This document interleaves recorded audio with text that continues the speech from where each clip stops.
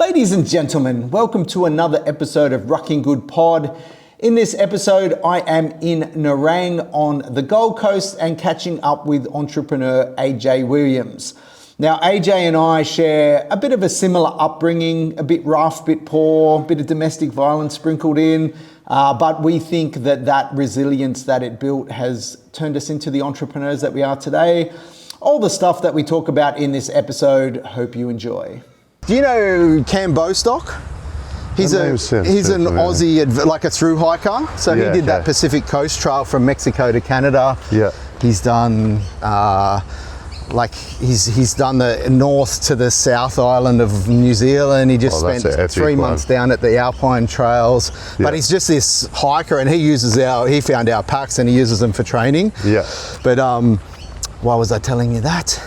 But he was saying, and I'd never heard of it before, but he said, someone was saying to him, how do you get your content so cool on your phone? Yeah. Like and smooth and buttery. And he goes, everybody shoots with their screen facing them. Yeah, correct. And he goes, but the actual camera and the stabilization is better if you don't. He goes, but you just got to kind of learn how to hold it where you can't see yourself. Yeah, exactly. So, it was interesting. That was the first time I'd ever should throw some weights on these guys. Yeah. That's my biggest bugbear now, man. I just see people walking without weight on and I just want to stop and say, hey, you're wasting your freaking energy. Like, get some weight on. This is where they finish the Kokoda challenge on the Gold Coast. Like part of what we walk on is part of the Kokoda track. Yeah, right. Yeah. It's a pretty cool run. Woo, smoking. Oh yeah, watch yourself. This is a creek track, like for cyclists as well. So this is no roads? No, this is all trail. This is proper trail. This is where the Commonwealth Games mountain bike tracks were as well. Oh, okay. Whenever that was on the Gold Coast. Yeah.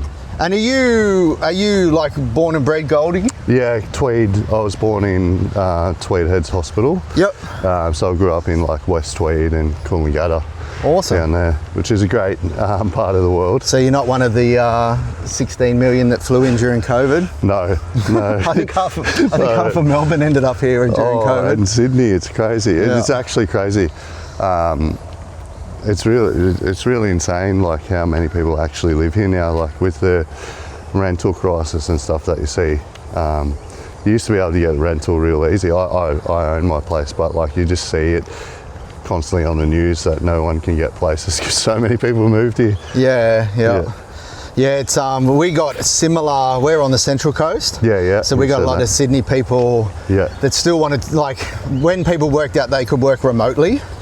And they're like, well, we can live where we want because I don't have to drive to an office. Correct. Man, we just got inundated with Sydney people that were still like an hour and a half away from the office, but could work mostly from home. Yeah, correct. So, and then I think half of the Central Coast packed up and sold out and cashed in and probably moved up here as well. Yeah. But they reckon like up in the Hunter Valley really boomed from people like baby boomers that were on the Central Coast selling up and moving, like just keep moving more north, but they moved a bit more inland, which was interesting. Yeah, okay. But I suppose there's some good golf courses and it's really nice out there. Yeah.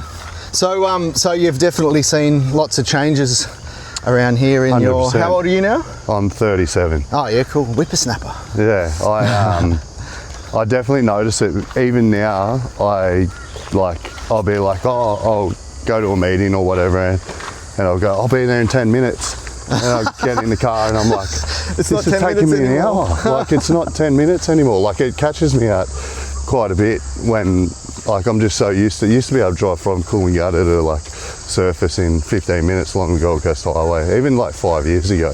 Yeah. But now it's absolutely insane. Might take you like 30 minutes, 45 minutes. More. Yeah, it's crazy. Like, it's actually frustrating because it was like a really just untapped place for a long time. Yeah. And so where do you live, like in relation to the Goldie? Are you close by here? I'm in the hinterland. Oh yeah? Yeah, so I'm not far from here. On acreage? Just 1 acre, yeah. Oh yeah, small block, yeah. Just 1 acre. But I've got, like, the good thing about it is there's reserve behind me. Oh, so it seems like you've got way more. And to the front and to the side, so I only have like one neighbour technically. Yeah, nice. Which is really cool. Yeah, less neighbours is better. Yeah, I know. We're the same. We've got we don't have an acreage, but we've got like 2,000 square metres. Yeah. But we're like a block that's been carved out of 5 acre lots at some point. Gotcha, yeah. So we look out our back and we don't see anybody. How good's that? And it looks like we live on an acreage, but I don't have the maintenance, which is awesome. Down in Central Coast. Yeah, on the Central Coast. Yeah, they're in a height, so just above Terrigal there. Oh, nice. So, and the kids walk to school, and yeah, it's a good little spot. You can't beat that. That's the other thing up here too is like kids don't really catch buses and stuff anymore. Everyone drives their kids to school and no one walks to school. It's so different. I used to walk to school from like when I was in prep, and now you hardly see people walking to school. Tom and I were talking about this morning, and Tom hasn't got kids, but I've got 2 girls. Yeah. And I'm like, look, I had a shit upbringing as well, domestic violence. There was no violence against me, like on a consistent basis. But yeah, I used to see my mum and her de facto partner, like, you know, just get into some barn burners, and you know, usually there was blood spilt somewhere, and mostly my mum's. But but we were talking about how we're raising our children, and like, I love how we've raised my kids. And they're, you know, my wife and I don't ever fight. You know, we get on. We raise them, we love them, we travelled around Australia with them, we did all this sort of cool stuff. So cool. But they've never had any adversity. And I always wonder if that's going to affect them. Like they don't have that resilience that you and I have, like, or our generation have, where, you know, you used to get the shit beat out of you, or, you know, you just had instances where, like, I remember at about 8 years old, after a big domestic violence bout, him throwing all of our furniture out of his house onto the front lawn, and saying, if it's not gone in 10 minutes, I'm going to burn it. Wow. And I'm an 8-year-old kid packing up, like, trying to carry all of our furniture across to a neighbour's house, like for hours and hours on this day, like dehydrated, and to the point where I felt like I was going to collapse, and the neighbour come out and she took me into the house. And then I end up calling the police. But then to see the police turn up and him out the front, getting put in the back of the paddy wagon, screaming out, if I ever catch the who dobbed me in, I'm going to kill him. And I'm an 8-year-old kid in a bedroom, like, basically hiding in a cupboard. So, like, I'm glad my kids have never gone through that sort of shit.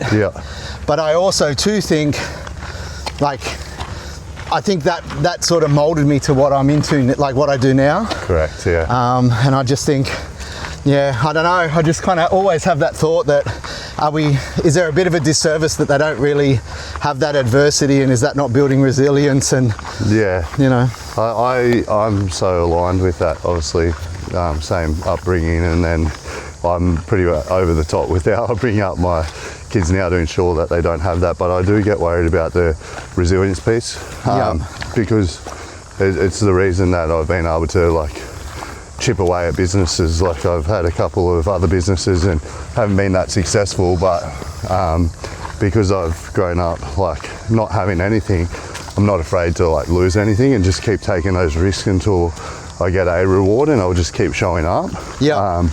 And I think that gives us an advantage. Correct, it's a massive advantage, because there's other people that have probably, I don't know, got family money being given to them, and it's just easier for them to go, you know what, like, I'll just blow this money, and if it doesn't work, it doesn't work. Like, I'll just go back to daddy and get some more. Yeah, correct. Like, and I think the way that you need to, because I also, like, coach AFL still, and part of the Suns Talent Academy as well, and you definitely see the kids that haven't had any sort of resilience come through, and they don't, like, you can see when it just gets too hard for them, they'll pull out. And they miss that mongrel, right? Yeah, correct. And that's what you need, like, to get anywhere in life. You just need to be, like, super determined. But I think, like, it's a disservice that our kids don't have that resilience, but you can bring it up in them in other ways, I think, like teaching them, like, the fitness aspect and the healthy sort of aspect, and, like, creating resilience through different avenues and events. as well, but like not giving them the trauma that came with our resilience. So it's resilience without the psychology bill. Yeah, yeah, because like even though you didn't get physically abused, that emotional abuse hangs around forever. Like it doesn't ever go away. I've never unpacked it, but I know Yeah, if I sat on the couch that everything that I've suffered yeah, with my health journey and my addictions to things, like it sure as shit goes Is back related. to my, yeah, yeah. you know. And I even like we used to live in a house full of black mold, Yeah. asbestos. I end up having heaps of endocrine issues. I've got my thyroid out. Oh wow. Yeah, like I had thyroid cancer. Yeah, yeah. You mentioned. But I look at thyroid cancer's a weird one. Like, Yeah. you know, if it was liver cancer, I'd understand because I've had fatty liver disease forever. Yeah, If it was lung cancer, I used to smoke as a kid.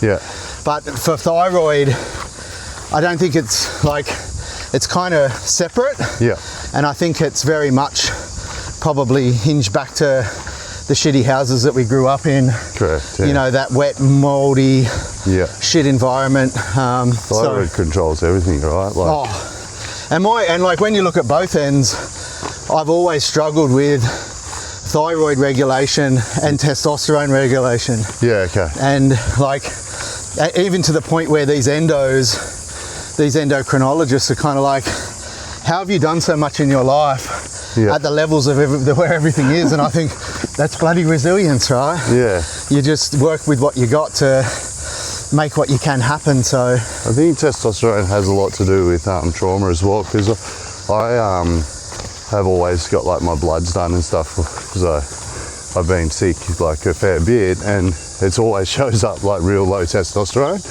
And Yeah, right. I reckon it's got a lot to do with like stress and like the PTSD and maybe a bit of depression and stuff. I don't know, like not a doctor, but No. it just relates so much. And you mentioned having low, like your testosterone issues. yeah, which I think, like, I guess we're different. You've always kept in shape. Yeah, I had a period of 15 years where I didn't do anything. Yeah. And that's where the wheels fell off. yeah, So I kind of understand that if you're not moving and not doing anything, obviously all your levels are going to get haywire. yeah, But I do, particularly with the thyroid stuff, like that's environmental more than physical. yeah, But definitely, yeah, yeah, it's all crazy. And I actually find that really interesting what you said about the kids, where testing their resilience through things that aren't traumatic, yeah, through like sport or events, or, you know, when you even look at what you do with recovery, yeah,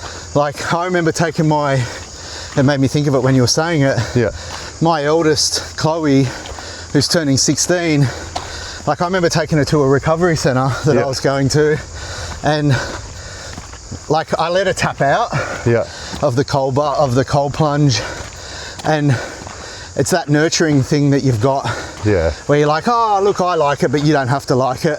yeah, But and then like as you were talking, I'm like, man, I should have just made her suffer.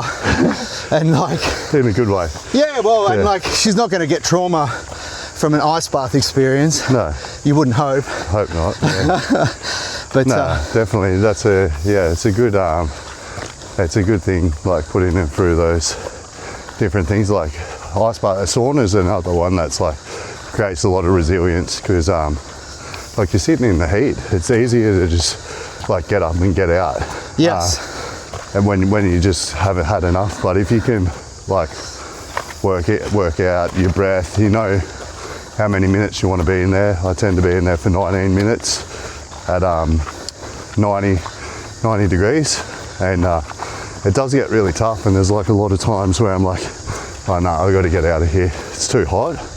But it's not gonna kill you unless you haven't drunk enough water or got enough electrolytes in your body, or you've been in there for hours. So you just got to work through it, and I think you can expose your kids to that sort of resilience pretty early on, and Yeah. stuff like this. Get out and like take them for a walk. I used to take my girls for big bush walks, like out in the hinterland, especially during COVID when everything was shut down. Yep. And they hated it, but they loved it at the same time. They hated the thought of doing it, but probably Yeah. loved it when they got back. Like it's so many steps, and like massive climbs and that, but they frothed it. How you going, Tommy? Cool. This gimbal's pretty cool, man. Yeah. I like it. Nah. I think it's flowing pretty cool. Well, Yeah. he actually just mentioned a few of the questions that I had in there. So Yeah. before we jump into them, but remind me, it's very much about temperature, duration, and rehydration. Yep. So we'll jump into that later. But Yeah. we never really talked about, like, I know you had the idea to do a sauna company or a recovery company, and then you didn't. Yeah. But then was there anything that kind of, like, that decided that, yeah, no, I'm actually gonna, like, I need to do it now? Like, Yeah, I suppose the indications were there really early on, that it was an opportunity, but yeah, we sort of car parked it. I'm glad we did, because I learned a lot in another business venture that I launched that's actually helped accelerate this business. So I launched the other business and realised it was costing way too much to educate the consumer on why they needed the product. We've done a lot of quantitative and quantitative research, as I mentioned before, which gave some great insights and stuff that people were willing to put their money down for a product like what we launched. However, it was the cost of advertising it, like educating, not advertising. so most of your budget was going to go towards educating people versus selling a product. Yeah, so, and I invested quite a lot of money into that, and so did my business partner, well, the group that I'm partnered with that invest in me to build out new businesses for both us parties. And yeah, we both decided maybe we'll just car park this. We've got a patent on it. The market isn't ready yet. So let the market catch up to the idea, and then maybe look at redoing it at some point. Now heaps of people starting to track data and stuff like that. It's probably a good opportunity to relaunch in the next couple of years, but I'm happy with the saunas and that. And yeah, as I mentioned, we had the insights for the saunas. I thought, let's do this as MVP as possible, so minimum viable product. Yep. I pitched it back to the group. They were all on board, but I pitched it back as in, like, we both don't have the cash to invest in it. Like, let's do this as lean as possible. So it was full bootstrapped. It was fully bootstrapped.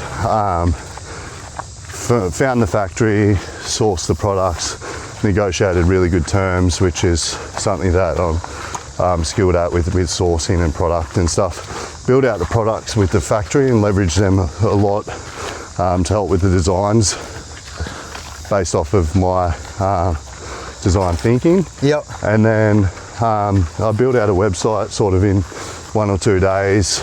Did you launch on Shopify? Yeah. Yep. So started on Shopify Plus straight away. I knew that was an investment we needed to do just so that we had more app capabilities and a bit more we could launch in the US and stuff if we needed to. Yeah, because it gives you that multiple checkout pages and stuff. Yeah, it gives you just a lot more flexibility with developing. And I didn't like the colours that we sort of put together. It was like a sort of similar colour blue to what you're wearing now, and that blue was really speaking to me when I was looking at it as this is recovery only. Yes. As a brand, and it was actually the first brand name was Revel Recovery, but the data that I got and just knowing the market the way that I do, it's more than just recovery.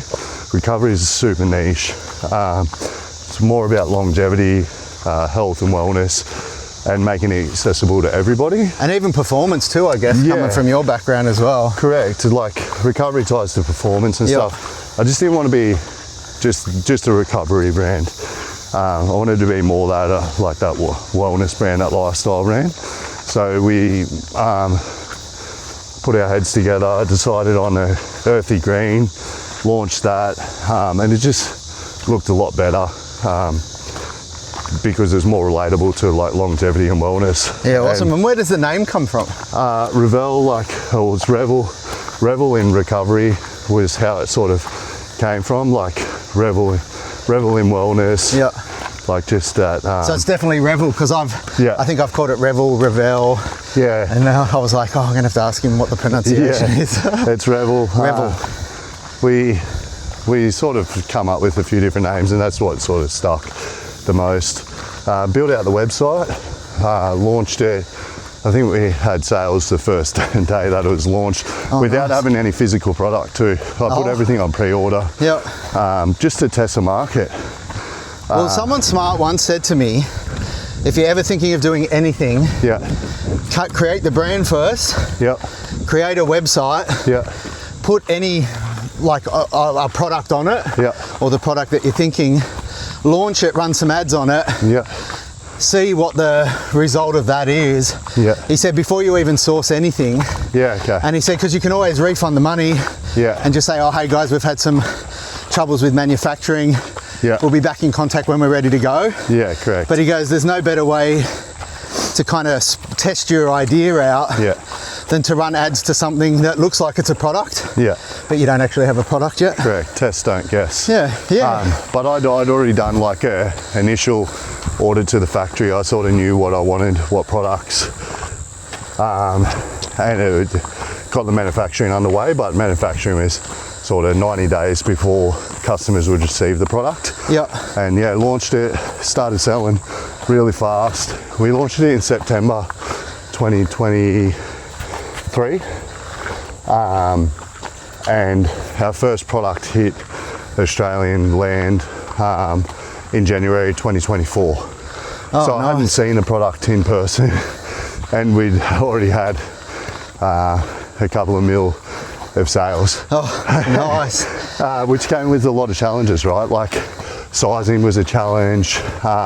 There was some quality, I'll just say some features I wanted to change. Which you don't know till you experience it, right? And the reason I didn't go was my wife was pregnant.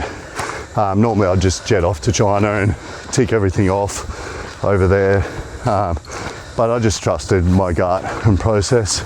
And it wasn't perfect, but we've made it perfect over the last sort of year. It's been a bit over a year now, a year and a half. Oh, is it that early?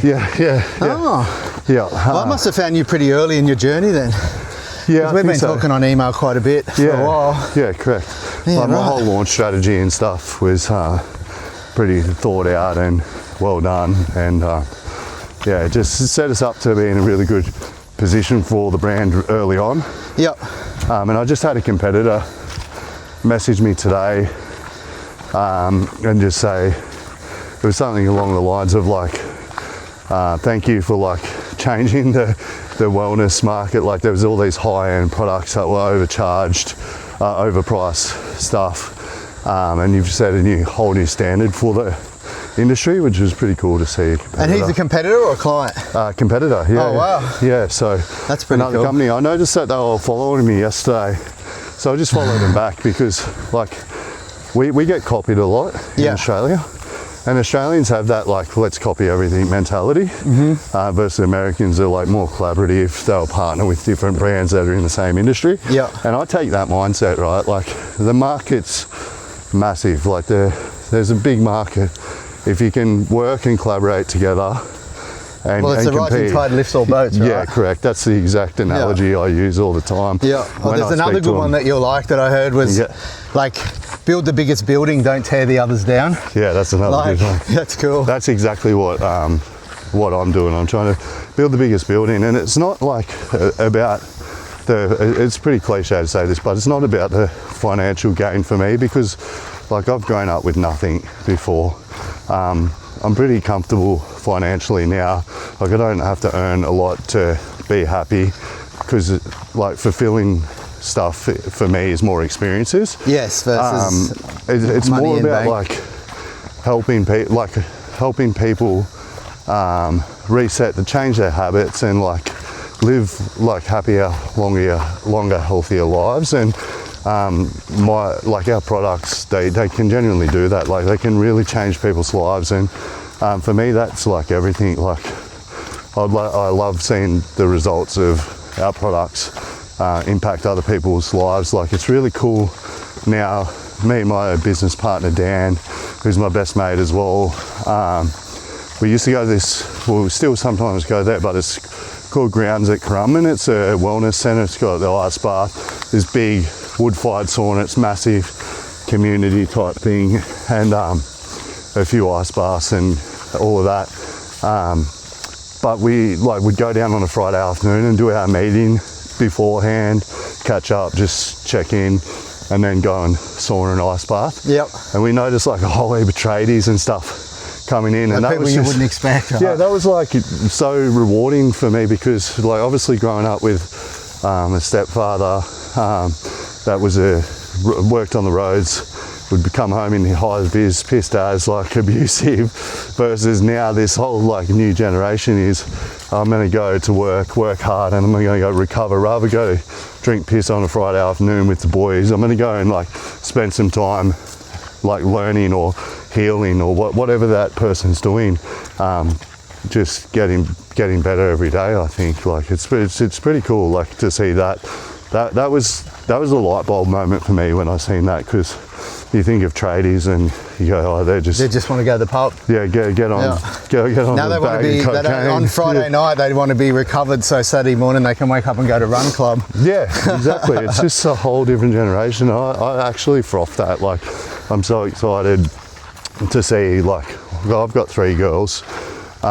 What their lives look like. They're going to 150. I know, like easy. I won't be around. Well, hopefully I'm bloody around, but it's just going to be cool to see like their teenage years, rather than it's cool to go out and like smoke and do bad shit. It's more like it's really cool to like learn about yourself and like make yourself feel better and like appreciate your body, your vessel that you live in. Yeah, it's pretty cool.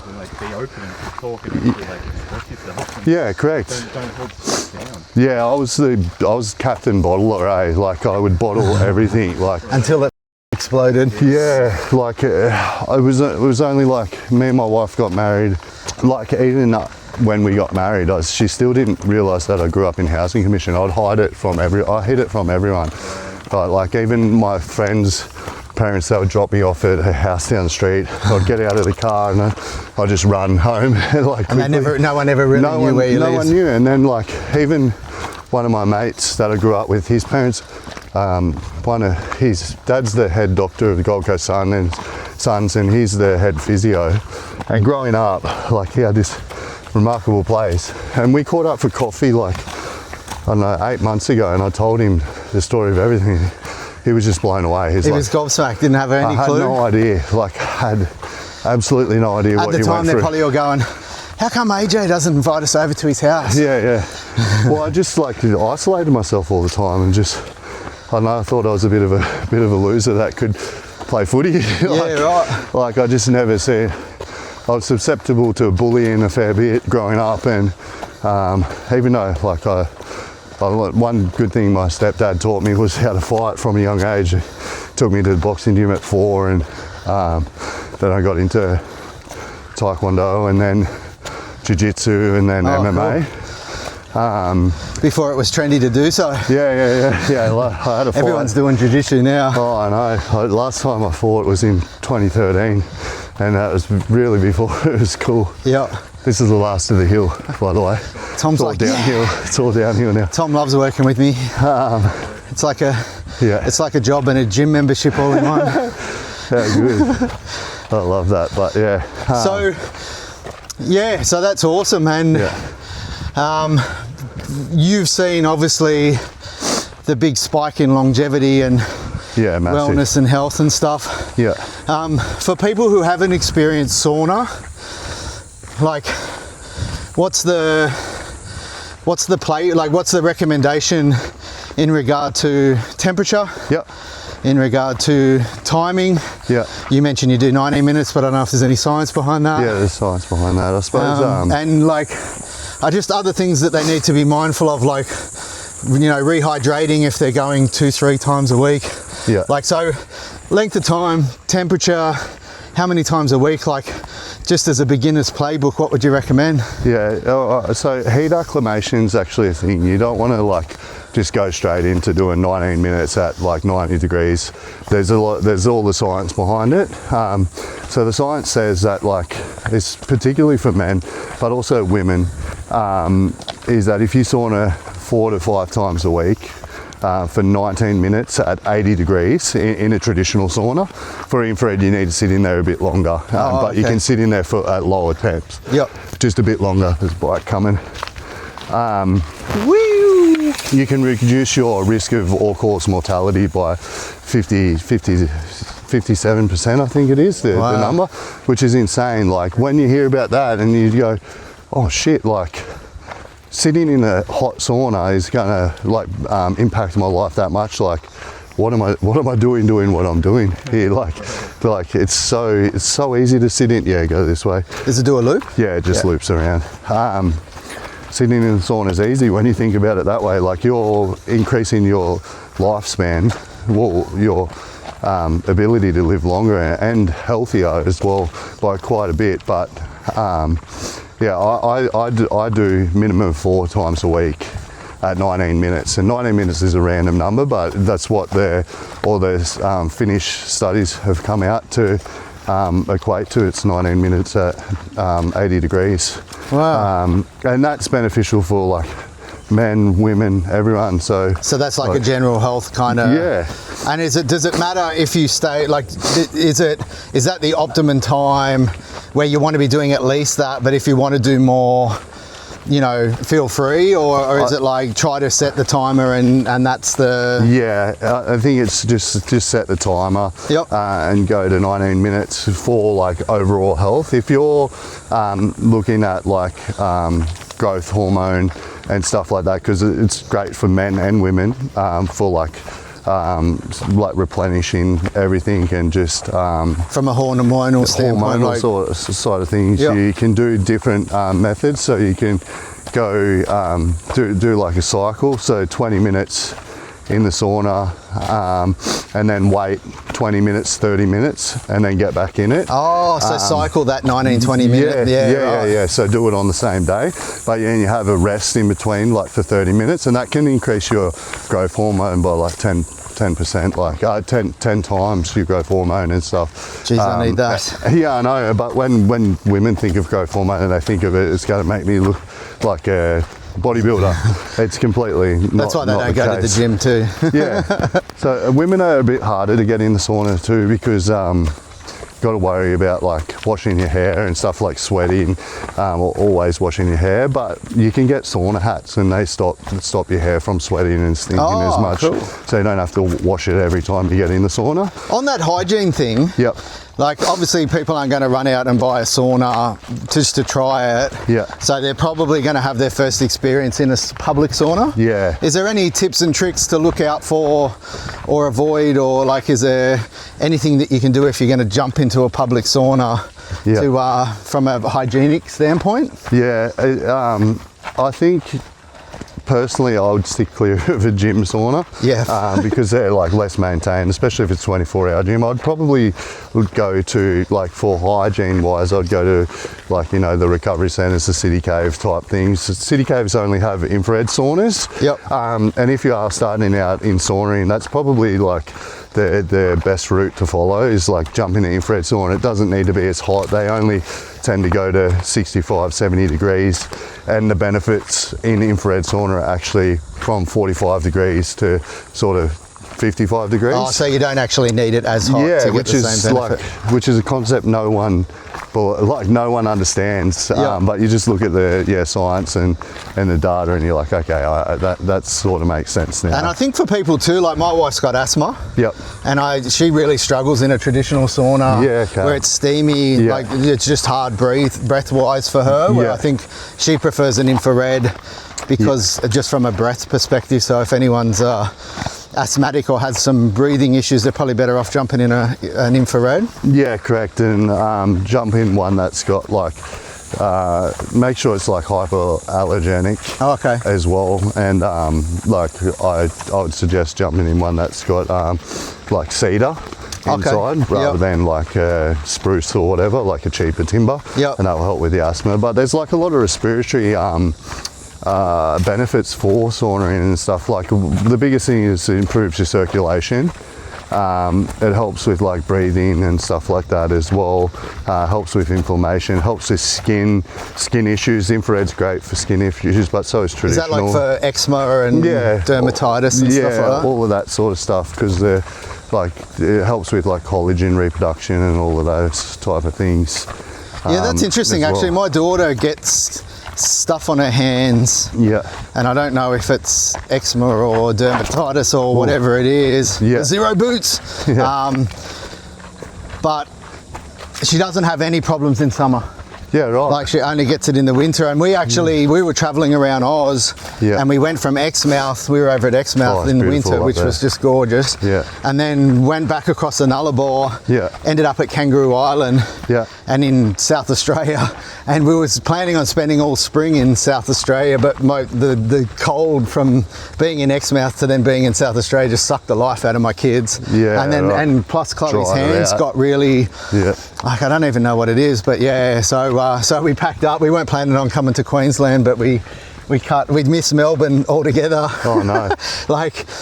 We'd done a little bit of Melbourne we did the coastline down through Lakes Entrance and stuff. Oh, that's nice. We were going to cut back through the city and Ballarat and Geelong and see more regional inland. Yeah. And, but yeah, we just packed up and hightailed it up to warm weather again. Yeah. And kind of did like Cairns and Sunny Coast and spent a bit of time on the Goldie as well. Oh, nice. So yeah. Yeah, it definitely helps with those skin conditions as well, quite substantially.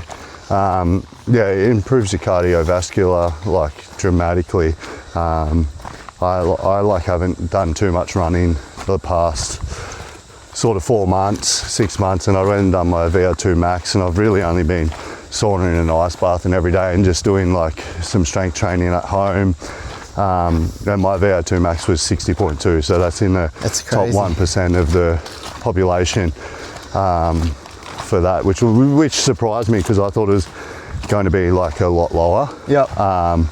But it just shows like the impact that the sauna is having on my like heart health as well, and VO2 max is a really good indicator of longevity. Oh, for sure. I have a massive fear of dying as well, which I didn't mention before, and that's where I find it hard to sleep as well.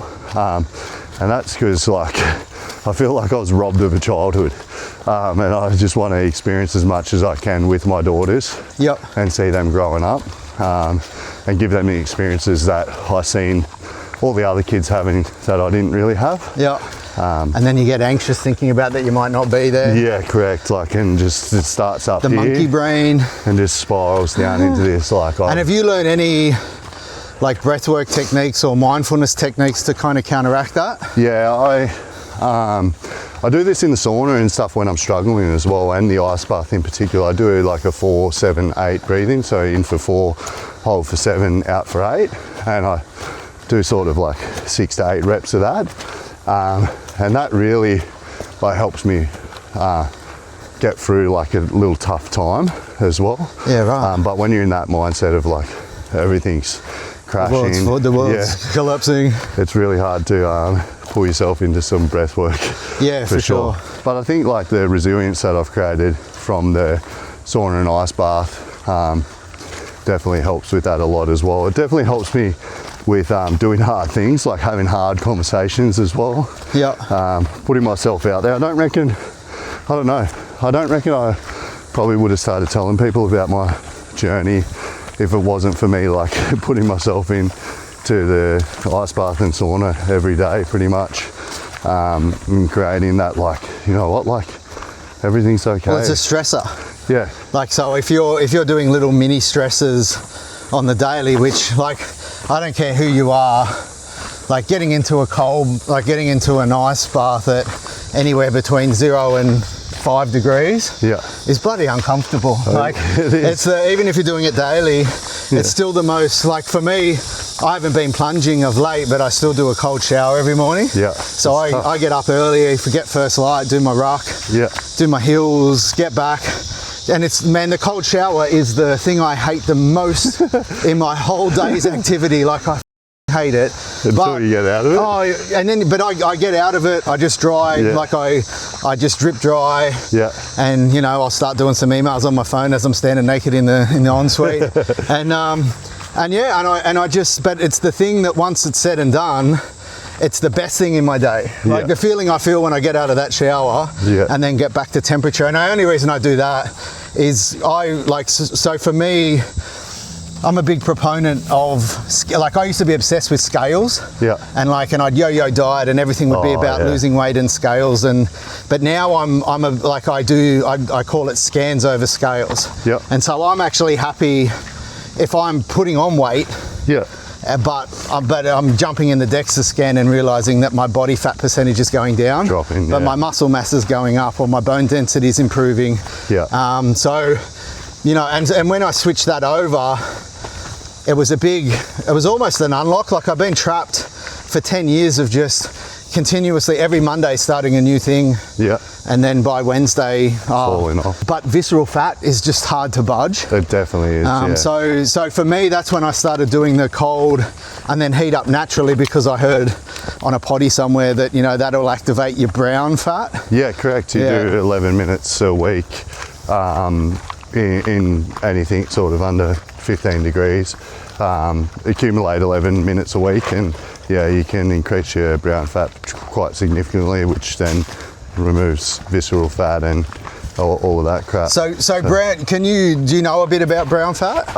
Also know it's a good fat that helps with metabolism. So it increases metabolism, and right? pulling it, pretty much getting rid of your bad fat, which is the visceral fat. Yep. All of those ones that sort of can create heart issues and all of that. I don't know, I'm not great at the science behind everything. All I know is the core of it, and I think that's where I do really well, right? I went to year 9 at school, so I can't pronounce half of the shit that all of these gurus and that say. Yep. But what I can do is I can articulate it in a grade 3 sort of level where people can understand and relate to it, because they see the humans and that, but half the time, even for me, I'm like, what the fuck did he just say? And then you get 90 minutes in and you're like, what? You look at it up and you're like, I'm reading this and I don't know what it means, but you can sort of articulate it and make it easier for people to sort of take in. Yeah, well, isn't that's one of that Alex Hormozy's rules? Yeah, you want to explain it like he's explaining it to a 5-year-old. Yeah, exactly. So, I don't really I'm not a doctor. I'm not a sports scientist or whatever. All I know is that the products that we have and promote actually impact people's lives and have data and science and facts behind it. We're not just selling a fad power band. Remember them balance bands? Yeah, back in the day. Where I probably bought one. Oh yeah, I was the fat master. We used to have them at work. But we're actually selling stuff that can impact people's lives. Same with your rucking and that. It's still an education piece for a lot of people, but the more people are starting to that self-help, self-development, listen to podcasts. Nobody listens to music in cars anymore. No. Radio's dead. People are genuinely spending a lot of time on self-development and learning about stuff, and that helps educate them on what can work and what can help improve their lives. Yeah, for sure. I love it. So and it's the other thing that you mentioned before, when people don't have the money to invest in saunas and then go try it at a gym or an ice bath at a gym or a recovery centre. There's a lot of people that aren't comfortable getting in a bikini. Or even for me, I go to a normal gym and I'm not a small dude. I look athletic enough, and I pull up at a commercial gym and I panic.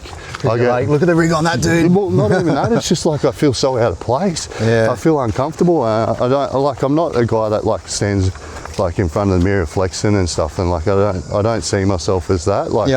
I don't. When I see myself in the mirror, I just see a stick figure, up and down, not really anything. And that's my identity crisis that I have, you know, like I was always talked down to and stuff, but yeah, I really struggle. And then where I was getting at with that is a lot of people are setting these up in their homes because one, it's comfortable, they're doing it in their own private space, but two, they don't have to drive anywhere. The gym's only open between like sort of like 8 a.m. and 6 p.m. for saunas and ice baths, or recovery centres are only open out between them hours that people are living these crazy busy lives. Now they've got to drop the kids off at school, go to work, come home, cook dinner, clean. Like it's so different, the generation we live in. Everyone's super busy, super active on socials. By the time you do get that chance to have a bit of you time, it's like, oh, it's too late unless you've got the product at your house. And then you can actually hit those markers that you need. Like, it's all good and well to sign up to a recovery centre, and we love recovery centres because they're creating that market. How are you? For people to go to, which then they end up like getting investing into themselves to do it at home, but they're not super accessible. Like it's $60 to go to one of them places sometimes. Yeah, a mate of mine started. Have you heard of G Recovery? Yes. Yeah. So Jace is a friend of mine. Yeah. But he was setting up franchising, and I was kind of in the back of my head going, oh, dude, we're heading into a credit crunch, and you know, like the timing. But you know, I think he's got a good model, so same as you know, having that product market fit. I think he's not just trying to dick ride on a trend. He's been kind of offering something. And he's had the recovery centre for before even recovery was cool. So he's just been in it long enough. So I hope it is cool now, isn't it? Yeah, oh man, it's like I don't go there anymore. And one of the reasons I stopped going is just because it got so freaking busy. Like that's the other thing too. Like you can't get the time that you need as well. Like you might only have like say between 11 and 12 o'clock during the day to go to these places, and it's booked out. So like it's not as accessible as what it needs to be to hit those markers. Like 11 minutes of ice bath, you don't want to do 11 minutes in the ice bath that one day to hit the 11 minutes a week to get the brown fat benefit. What you want to do is break it up into like 3 minutes. 4 minutes 3 times a week or something. So I do 3 minutes every morning, so I'll probably exceed 11 minutes, but you don't want to do it that one section. And then sauning you need to do 4 times a week to have like the maximum impact. So time of the day, is there a better, like for me, I love nothing better than, like, I would always do cold, like, and I'm doing cold shower now, but if I was doing cold plunging, that'd be in the morning. And then for me, like, there's nothing, I love ending my day in a sauna. And then like basically hopping out of the sauna, hopping into a hot shower, and it's like almost the last thing I do before I hop into bed, because I find it's weird, like people wouldn't automatically assume that to get your body temperature down to sleep, you would have something hot to start. But for me, it's when I hop out of the sauna or hop out of a hot shower and my body's coming down to temperature that I start to yawn, and I start to like really signal that I'm ready for sleep. Well, spot on. Like I've done some content on this the other day. So a lot of the sports teams and that, like they play footy on a Friday, Saturday night. The guys get home and they can't switch off because they're thinking, analysing their game, their adrenaline's through the roof. They all would take sleepers, but now they're all getting saunas in their house because you jump in the sauna when you get home after footy, or just on a night. Like for me, I'll get in the sauna at night time if I'm struggling to sleep, because it increases your body temperature. And then it starts sending signals. As soon as you get out, your core temperature drops dramatically. Man. That's when you get tired. Your brain's gone, you signal in your brain's going, okay, I'm ready for bed now. There's actually some really good science behind it that it improves sleep dramatically. And I was a shit sleeper like you as well. Do you track your sleep? I do on the Garmin, but I'm going to get a Whoop again and start really tracking it. But yeah, I'm like effortlessly having. I actually, when I sleep longer than 8 hours, I really struggle like with lethargicness. Same, man. Same. My perfect hours is about seven and a quarter. Yeah.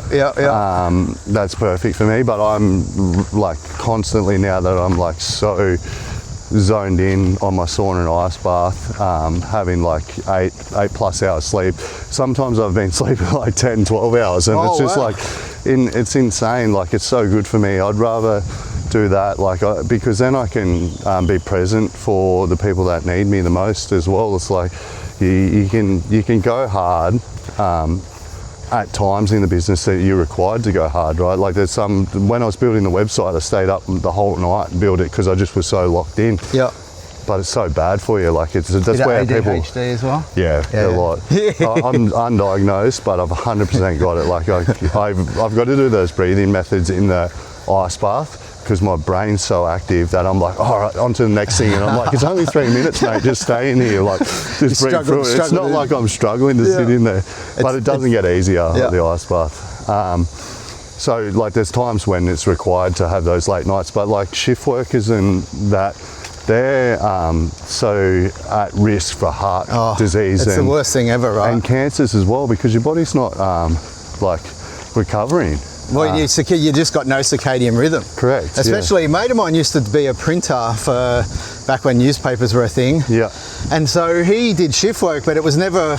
They used to do a 2-week shift. Yeah. And then switch to a different shift every 2 weeks, and so you couldn't even get a rhythm on the bad timings. Like, it continuously just kept changing and changing and changing. And I haven't checked in with him for a while, actually, but now he'd be 54. Yeah.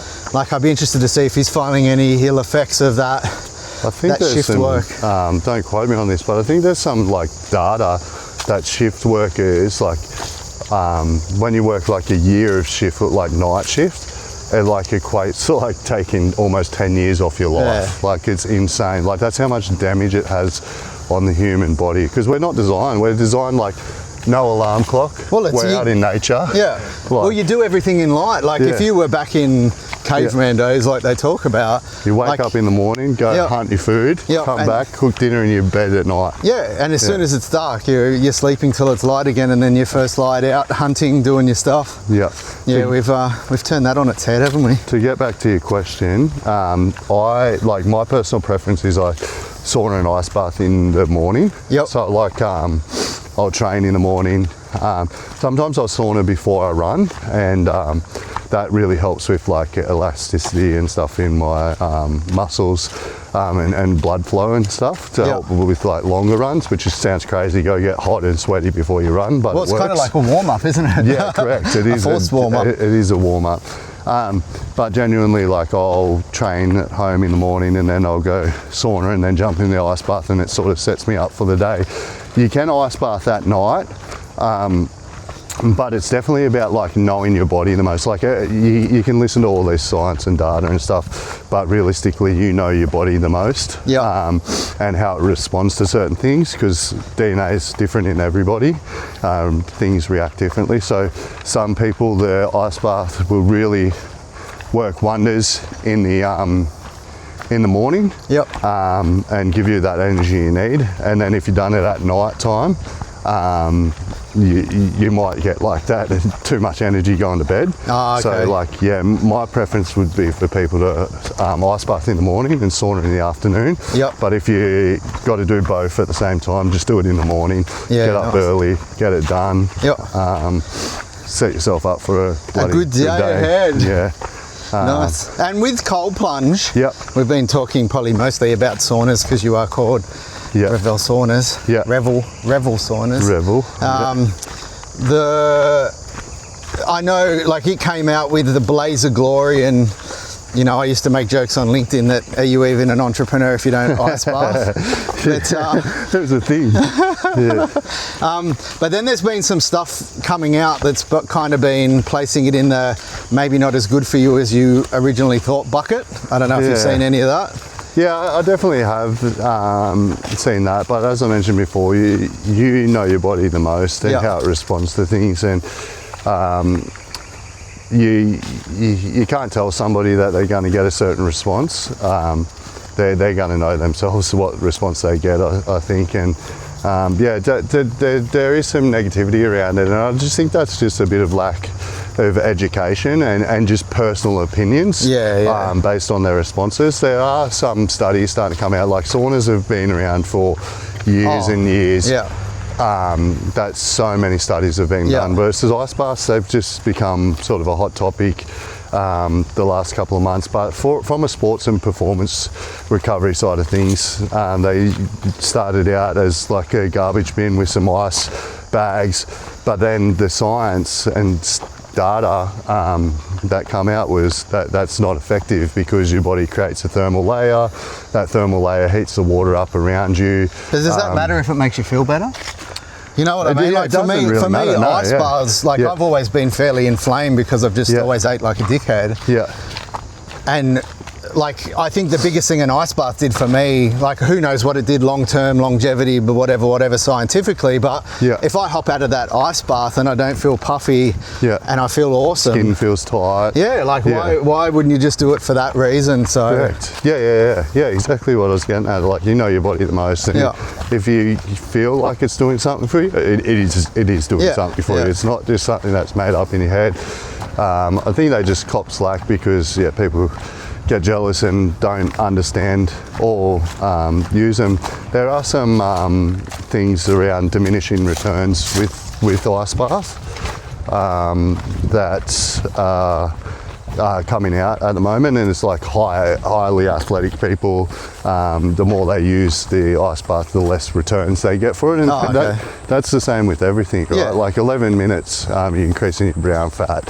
That's the data and the science, and that's all that's out there at the moment. And, and like all the AFL and footy NRL clubs, they're all using and swear by ice baths post game for reduce of inflammation, and they don't just make that stuff up. They don't just force their athletes into an ice bath for 5 minutes after a game just and because. You don't have all the data and all the best S&C guys to use something that's just a fugazi. Actually, before we wrap on the sauna thing, hydration. How, when, why important? So somebody actually asked me on one of my posts yesterday. He was a professional fighter who was asking about hydration in sauna because he'd seen some conflicting information. There's so much conflicting and uneducated information. That's the world of social media, right? And it's been able to sift through that and find what works for you. But there are some research papers done with like to get max benefit out of sauna. You're not supposed to drink while you're in there. So what I do is I just have some hydration salts. Like, I generally try to get 800 milligrams of sodium in the morning before I sauna, and then get into the sauna. And I'm not feeling too thirsty in there. If I do feel the urge to drink while I'm in there, I'm obviously needing some water, so I'll have a sip, but I don't hold myself accountable to like, oh, you're going to live like an extra year if you don't have a sip of water. It's like, I know if I'm thirsty, and you don't want to get in there when you're dehydrated. I have definitely before. So it's better to hydrate as much as you can with electrolytes before you jump in? And then if you're saunaing like 4 times a week, I'm guessing it's just being really mindful of your fluid intake throughout the week as well? Yeah, and not drinking alcohol and stuff like that either. I don't drink alcohol. Like, I definitely have had my blowouts for sure, but like I haven't touched alcohol since September. Oh no, before September. I think like August last year is the last time I drank anything, and I normally go like long periods without it. But if you had a big night or whatever, make sure you've got plenty of fluids in there before you get into the sauna. Because you're obviously putting yourself under a lot of stress and at risk, and don't get in there drunk. That's the biggest thing too. No social saunaing. That's for the spa, kids. It's for the spa. And 42 degrees. Like, so if someone wanted to do a home setup where they had like you said, a cedar sauna is probably a better long-term investment. And then a plunge. Like, what sort of money are they looking at to get these kind of things at home? Our average package can range between sort of that 16K down to like 12K. For like the sort of average setup. as well. So it's very, very accessible, and that's the whole point of our business. Is like we want to make it accessible for everyone. We don't just want like these high-end saunas that are unattainable for the average person. Only the elite can use. Yeah, because do you work with like a financing company to offer finance on your stuff? Yeah, I think we use Zip Money. And Latitude and stuff like that as well. So yeah, so if you've got a good credit rating, you can finance it. Yeah, correct as well. So and it's a good it's all right getting finance for things that are good for you. 100%. Like don't go buy a car that's unrealistic and you can't afford. That's I don't suggest that, but investing into your longevity, like you're not going to get sick as often. You're going to be able to work more. Yeah, and these things, if you look after them, will last you like what, 10 years more? Oh, more if you really look after them, they last a lifetime. So annual cost is way cheaper than, like you said, if you're paying $50-$60 a week at a recovery centre. Yeah, correct. You'll get your return back if you end up spending 16-18 grand and it lasts you 10 to 20 years. Yeah, spot on. And it's like a lot of people see our content and see the athletes and stuff that use them. Yeah. And the reason we use athletes is because people look up to them and they're inspiring them. Yeah. But who we want in saunas is like the sort of like 30-year-olds plus, 35-year-olds plus. Like they're the people that are going to benefit from it the most. They probably own their own house or have the ability or area to do it, but also they can improve their lifespan quite dramatically versus like a younger guy like that has the time and access to go to a recovery centre and doesn't have kids to worry about. And it's the time poor person that you just really want to set up at home to be able to get the same benefits of those young'uns that haven't got kids. They're going to benefit no mortgages. from it the most for sure. Like they're going to notice it the most as well. Like they're going to feel the difference pretty straight. Quadruple. So it's about like doing the things now with your training, diet and all of that to extend your life through like strengthening. So like if you've got a strong core, strong legs from stair climbing or just walking like us, rucking. I mentioned that my business partner, he just rucks everywhere. He actually does it. That's stair awesome. climber, he takes it with him. He's into me all the time about rucking, like honestly. But that's a prime example. Like put this on, go for a walk. You've just strengthened like your core, done zone 2 training. You have a fall when you're older. You're not gonna have the impact that. Yeah, and you've heard the stats about like oldies that go in with a bone, like a broken bone. Most like 60 to 70% don't ever come back out of hospital. No, that's beautiful. All right, mate. Sweet, thank you. Well, we better get to a board meeting, eh? Yeah, I know. The entrepreneur life. We pull up and you're on your lappy, and I'm like, it's board meeting day. I know. Yeah, they're always fun. But yeah, I missed all company huddle this morning. I was just prepping for that before, so I got my team to do it. Awesome. But it's pretty cool that I have the ability to come and do this stuff and connect with people like yourself that are doing cool things. So I appreciate it. Yeah, appreciate you too, mate. Awesome. All right, catch you next time. Cool. Thank you. Boo-boo. All right, there's another Rucking Good episode in the books. Hopefully you liked it, and if you did, feel free to share it around and throw us a like and subscribe if you so wish to. If you would like to see or be a guest on Rucking Good, please drop me an email to team@rucksack.com. And until then, we'll catch you on another episode.